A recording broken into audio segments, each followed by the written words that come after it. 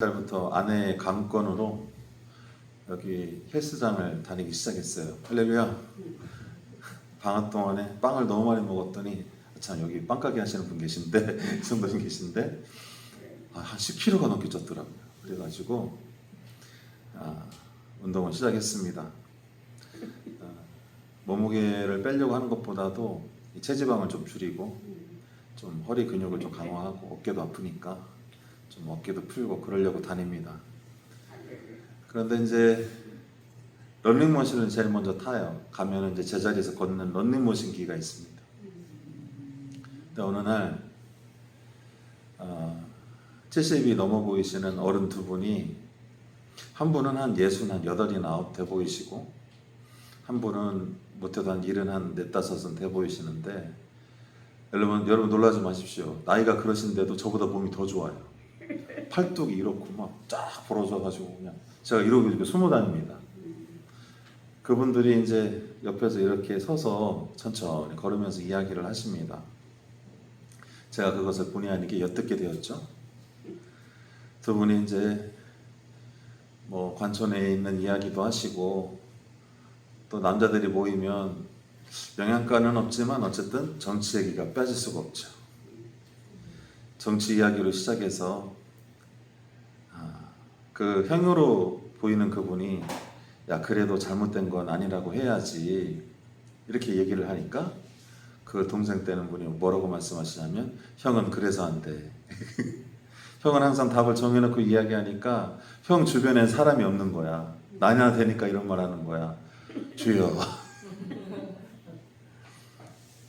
그렇게 두 분이 이제 70이 너무 가까이 되고 넘으셨는데도 그런 이야기를 옆에서 이렇게 들으면서 제가 느낀 게 있어요. 개인적으로는 혹시 나도 내 주변에 이렇게 가까이 지내는 사람이 없는 게 내가 조금 다른 사람에 대해서 좀 잘 받아주지 못해서 그런 게 아닌가, 그런 생각이 하나 들었었고, 두 번째는 이분들의 오래 살았던 이 어른들의 이야기를 가만히 들어보니까 사람이 얼마나 상대방으로 하여금 인정받고 공감받기를 원하는지 제가 느꼈어요. 그러니까 그 두 분의 대화가 정치에 대해서든 사회에 대해서든 누구에 대해서든 이야기를 하는데, 결국에는 그 핵심이 바로 뭐냐, 이분들이 공감받고 뭔가 안정감을 얻기 위해서 노력하시는구나, 그와 같은 사실을 느끼게 된 것입니다. 그러니까 사람이 결국에, 제가 지금 호남에 내려와서 아내랑 결혼한 지가 이제 20년 가까이 되어가고, 아내랑 살면서도 제가 아내를 뭐 호남 사람이다 영남 사람이다 생각하고 결혼한 건 아니잖아요. 그렇죠? 그냥 다 아내처럼 착하고 그런 줄 알고 그냥 살았어요.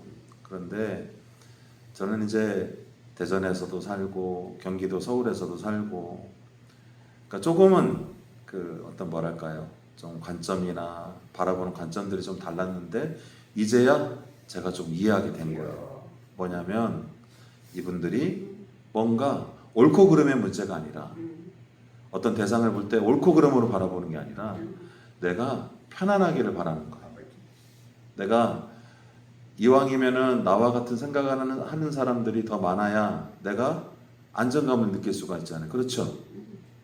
그러니까 자기가 편안하고 안정감이 느껴지려고 상대방이 누구든지 간에 어쨌든 내 생각을 공감해주고 내 마음을 알아주는 사람들이 더 많아지면 좋겠구나, 그런 마음으로 세상을 바라보는 것을 느끼게 된 것입니다. 근데 그것은 저한테는 사실 큰 도전이에요.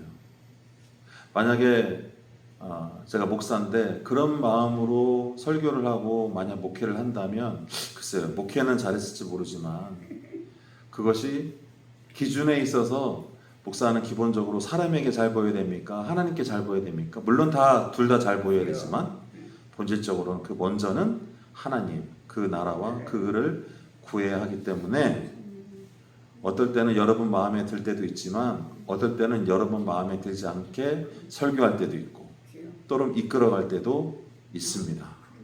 그러니까 저한테는 그 두 어르신들의 대화가 조금 도전이 되었던 거예요. 그렇지만 중요한 거는 사람이라는 것이 결국에는 자기가 안정감을 느끼고 편안하고 보호받는, 자기가 소수로 남지 않고 어쨌든 자기가 좀 편안하길 바라는 그런 마음으로 살아가는 존재구나, 그런 생각을 갖게 되었습니다. 여러분 제 말에 어떻게 동의하세요? 네. 옳고 그른 게 아니라 그냥 내 생각은 이러고 네 생각은 이러니까 서로 존중해 주면서, 그러면서도 어쨌든 뭔가 서로 하나로 엮일 수 있는 그런 공통의, 옳고 그름이 아니라 그런 공통의 감정, 공통의 기억, 공통의 안정감을 추구하고 있었던 것입니다. 그런데 제가 보기에는 저로서는 좀 쉽게 공감하기 어려운 내용이라 할지라도 그렇다는 점에서 한번 이 말씀을 나누고자 합니다. 여러분, 우리가 이렇듯 많은 사람들이 안정감이 매우 중요해요. 우리 성경적인 언어로 따지면 그것이 바로 반석입니다. 여러분들의 반석은 뭐죠? 우리 전사님은 반석을 무엇으로 삼고 계십니까? 예수 그리스도. 할렐루야. 그런데 가만히 까보면, 전사님 그렇다는 얘기가 아니라 가만히 까보면 안정적인 직장, 내 고향 사람들, 내 친구들, 내 자식들,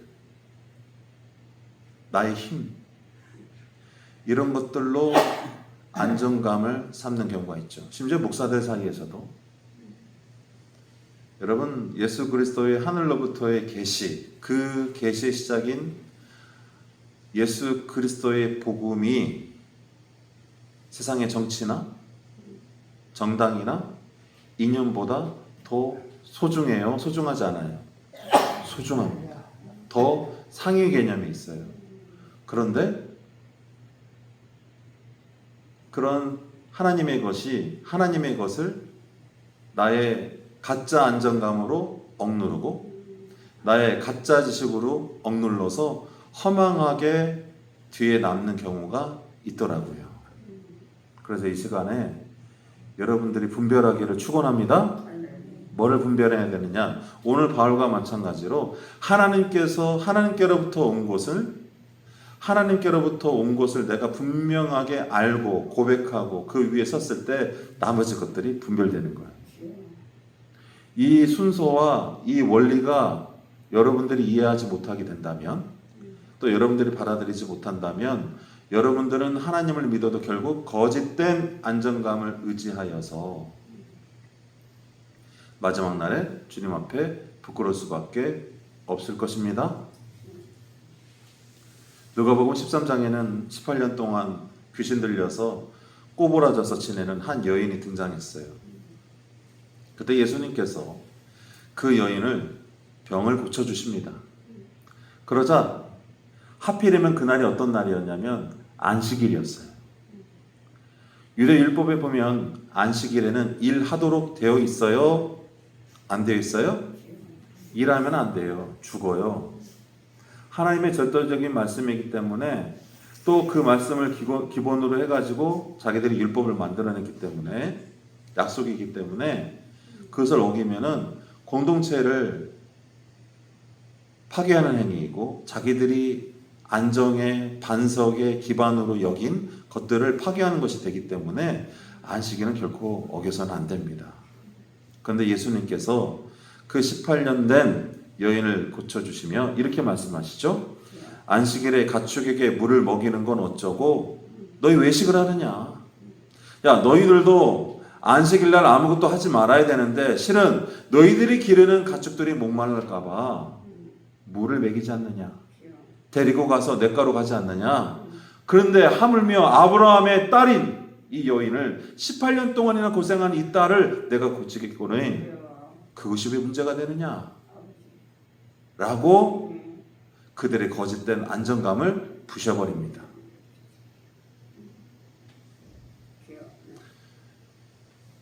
이거는 대단한 사건이에요. 가짜 안정감과 진짜 반석의 싸움인 줄로 믿습니다. 여러분들, 우리 믿는 성도들이 이왕이면은 진짜를 위해서 지켜내고 진짜를 위해서 목숨을 걸다가 싸우고 다투고 고난을 당하더라도 그것이 더 당당하지 않을까요? 자, 어쨌든 근데 여기서 중요한 문제가 있어요. 예수님께서 그와 같이 자기를 비난하는 자들의 위선을 드러냈을 때 그들의 마음에 어떤 마음이 들었어요? 수치심.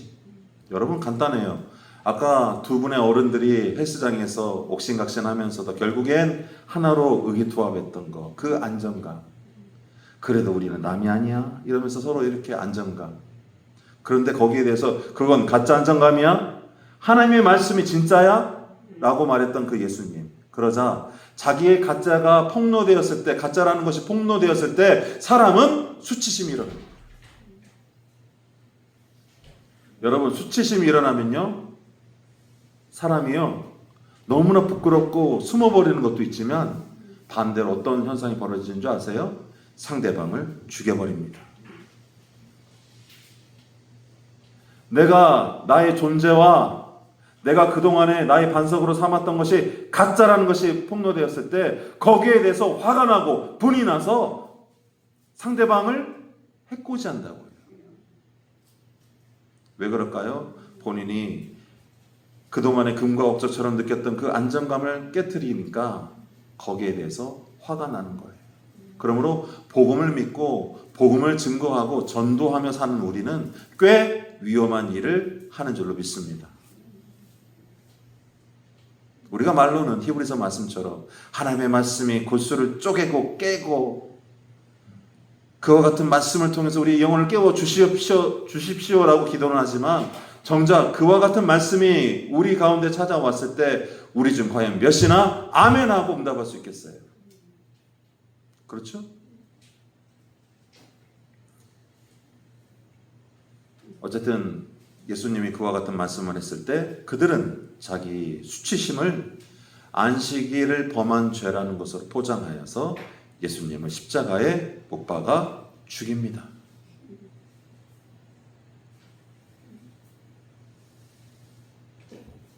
오늘 고린도 전서 2장의 본문에 바울은 그러므로 우리에게 끊임없이 어떠한 분별을 요구하고 있는데 그것은 다른 것이 아니라 너의 진짜 반석이 뭐냐는 거예요. 최춘재 권사님의 진짜 반석은 뭐죠? 예수 그리스도? 최면재 권사님은요? 예수 그리스도.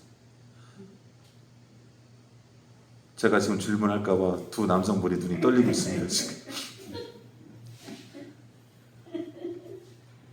진짜 반석이 예수 그리스도면요, 예수 그리스도로 인해서 고난의 흔적이 여러분들에게 있어야 돼요. 말로만 예수가 아니라 예수 때문에 여러분들이 상처받고 오해받고 불리한 자리에서 싸우고 있음을 증명해야 되는 줄로 믿습니다.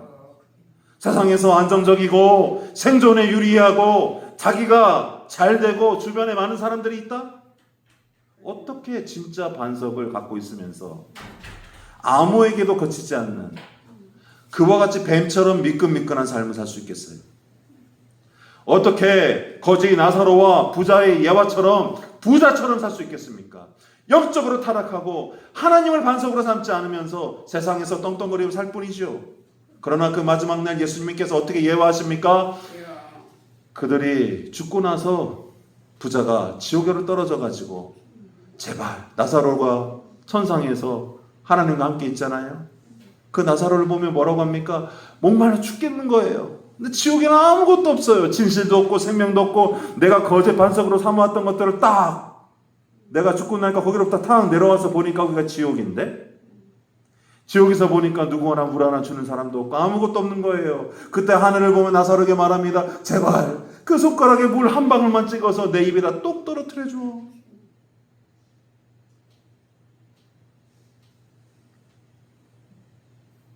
가짜 반석 위의 선자는 부자와처럼 지옥에 떨어진 그 부자처럼 나사로에게 간절히 요구할 날이 올 수밖에 없습니다. 그러나 누구든지 예수를 자기 삶의 진정한 반석으로 삼은 자들은 예수 그리스도와 마찬가지로 고난의 증거가 나타나는 거예요. 근데 이와 같은 사실을 이 세상 사람들은 전혀 관심이 없거나 심지어 왜곡하거나 심지어 없다고 말하는 것이 사실입니다. 오늘 바울의 본문을 보니까 결국 세상의 지혜와 통치자의 지혜가 우리에게 필요가 없는 것은 아니지만, 그러나 이와 같은 것들이 우리에게 주는 안정감과 이익들은 오히려 하나님이 주시는 진정한 진리, 진정한 반석에 비하면 아무것도 아님을 우리에게 말씀하고 계신 줄로 믿습니다. 그러므로 신앙생활은 바로 무엇이냐? 내가 예수 그리스도를 믿는 믿음을 가진다는 것은 바로 무엇이냐? 그리스도의 마음을 갖는다는 그 뜻은 바로 무엇이냐? 영원한 반석 찾기예요. 할렐루야. 여러분들이 어느 자리에 있든지 간에 나의 반석이 무엇인가, 내가 정말 안전한 반석 위에 서 있는지 물어보시기를 부탁드립니다. 사람을 의지한 자에게, 하나님 없이 사람을 의지한 자에게는 사람으로 인해서 반드시 상처를 받을 것이요, 하나님 없이 물질을 의지한 자는 하나님 없이 반드시 심판을 받을 것이요, 하나님 없이 자기 영과 지식을 의지하는 자들마다 하나님 없이 그 마지막이 허망할 수밖에 없기 때문입니다. 바울은 16절에서 누가 주의 마음을 알아서 주를 가르치겠느냐, 그러나 우리가 그리스도의 마음을 가졌다라고 감히 선언하고 있어요. 저는 지난번에 에베소서 4장 23절의 말씀에 나와 있는 대로 너희는 심령에 새롭게 되어라, 그 말씀을 전한 적이 있어요. 심령은 마음이라고 하는 누스와 영이라고 하는 푸뉴마 두 단어를 합쳐서 만든 단어입니다. 그런데 이 누스라고 하는 그 마음, 그 지식이 하나님의 지식이 아닌 다른 세상의 지식으로, 세상의 반석에, 그런 세상의 안정감으로 취해졌을 때 우리의 속사람, 우리의 영이 억눌려서 결국 그 사람이 허망해진다고 제가 말씀드렸어요. 그리고 오늘 나와 있는 이 그리스도의 마음은 에베소서 4장 23절의 말씀과 같이, 그러면 우리 안에 과연 하나님이 원하시고 하나님이 기뻐하시는 신령한 것, 그 영이 존재할 수 있는가? 가만히 보니까 그 영은 하나님께서 보내시는 영, 그 성령으로 말미암아 가능하게 됨을 우리가 알 필요가 있는 줄로 믿습니다. 그러니까 내가 사랑하는 것이 아니라 하나님이 부어주신 그 하나님의 사랑으로 사랑하는 것이고, 내가 믿는 것이 아니라 하나님의 믿음의 영을 통하여 내가 하나님을 믿는 것이고, 그러므로 심령이라 나와 있는 그 단어는 정확하게 어원으로 따져 살펴보면 내 마음의 그 영, 즉 내 마음의 하나님의 영을 말하고 있음을 알 필요가 있는 거예요. 그렇다면 내 안에 선한 것이 있습니까, 없습니까? 도대체 내 안에 선한 것이 없는데 어떤 것이 나의 진정한 반석이 될 수가 있죠? 내 안에 도대체 반석으로 삼을 만한 것이 있습니까? 그러면 그 영원한 반석은 내 안에서 나오는 것입니까? 아니면 언제나 우리를 살펴보시며 우리 곁에 서서 우리에게 문을 두들기시는 그 아버지 하나님께로부터 나오는 것입니까? 바로 아버지 하나님께로부터 나오는 줄로 믿습니다. 그러므로 오늘 이 말씀으로 여러분들이 진정한 안정을 찾고 싶거든, 진정한 반석을 찾고 싶거든, 아버지 하나님의 두들기는 그 음성에 귀 기울이고 문을 여시기를 축복합니다. 하나님을 초대하세요. 성령님을 초대하세요. 주의 말씀을 초대하고 읽으세요. 그리고 기도하시기를 부탁드립니다. 이것이 아니고서는 여러분들은 교회를 몇십 년 다녀도 속고 지옥에 떨어질 수밖에 없어요. 무서운 이야기입니다. 오늘 두 가지 예화를 드렸습니다. 세 가지 예화죠. 하나는 제가 일상에서 느꼈던 사람들이 갖고 있는 그 안정감, 그것이 어쩌면 가짜일 수 있다는 이야기를 드렸어요. 두 번째는 18년 동안 등이 굽었던, 귀신 들렸던 그 여인을 치료했을 때, 유대인들의 거짓된 그 안정감을 박살냈을 때 그들이 수치심에 예수님을 죽이려 했던 사건도 말씀드렸습니다. 그리고 그럼에도 불구하고 믿는 성도들은 거짓 나사로와 부자의 예화처럼 이 세상에서 고난의 십자가를 따름으로 인해서 발생하는 고난의 증거가 반드시 필요하며 그것이 구원의 증거가 될 것이고, 세상에서 미끈미끈하게 뱀처럼 그 부자처럼 살지 않도록 깨어 있어야 된다고 말씀드렸습니다. 그러므로 그리스도의 마음의 비밀이란 바로 내 안에서가 아니라 오직 하나님의 말씀, 외부로부터 우리를 불러주시고 우리 안에 들어오셔서 함께 역사하시는 그 하나님께만 있음을 깨달으시기를 주님의 이름으로 축원합니다. 기도하겠습니다. 아버지 하나님 감사드립니다. 오늘